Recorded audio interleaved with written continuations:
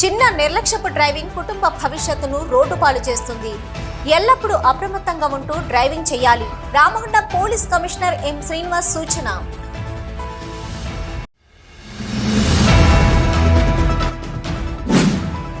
యజమాని పెళ్లి చేసుకుంటానని మోసం చేశాడని యజమాని కిరాణా షాప్ ముందు బైఠాయించిన మహిళ.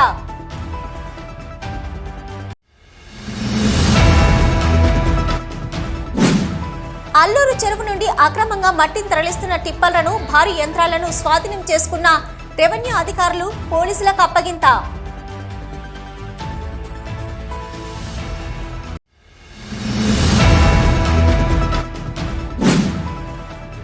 సింగరేణి యాజమాన్యం కార్మిక కుటుంబాల కోసం ఏర్పాటు చేసిన ఆర్వో ప్లాంట్లో వాటర్ రావడం లేదంటూ గగ్గోలు పెడుతున్న కార్మికులు.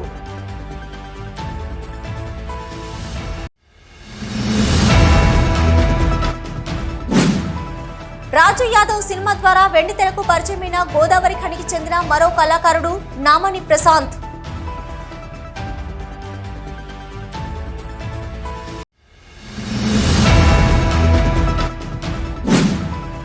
వామపక్ష ప్రజాతంత్ర శక్తుల ఐక్యతకు పరితపించిన ప్రజానాయకుడు గిరిప్రసాద్. సిపిఐ ఆధ్వర్యంలో ఖనిలో ఘనంగా నల్లమల్ల గిరిప్రసాద్ వర్ధంతి వేడుకలు.